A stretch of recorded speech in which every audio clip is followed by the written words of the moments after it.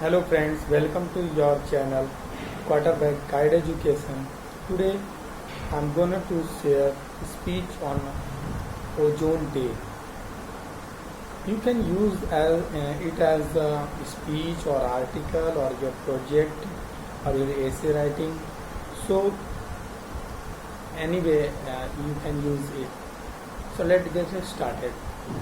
So the UN General Assembly proclaimed 16 September as the International Day for the Preservation of the Ozone Layer, commemorating the date of signing in 1987 of the Montreal Protocol on the substance that depletion of the ozone layer and the closure of the hole in the ozone layer was observed 13 years after the protocol was signed.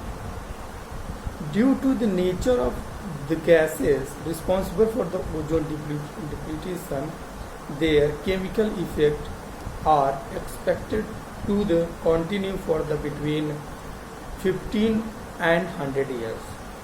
So, our responsibility to preserve ozone, not only ozone, our responsibility to preserve the whole environment, okay, the whole earth, because life in a critical situation in between these natural disasters.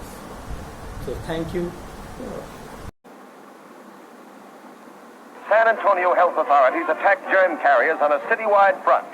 With war-discovered DDT and special sprayers, sections of the city are literally fogged with the insecticide. Once DDT starts being sprayed over entire towns to protect people from polio, and once people start hearing, okay, DDT is safe, people encourage their kids even to run behind the truck that's driving down the street spraying the DDT because they think that's the safest place to be. The first time I got a can that had a little bit in it, I sprayed it just to see what it smelled like. And man, it just brought back instant memories of being a young kid when the mosquito fogger used to come through town and all us kids would run out and play in the fog. We'd all yell, "Here comes the spray man," and they'd all get on their bicycles and follow him through town.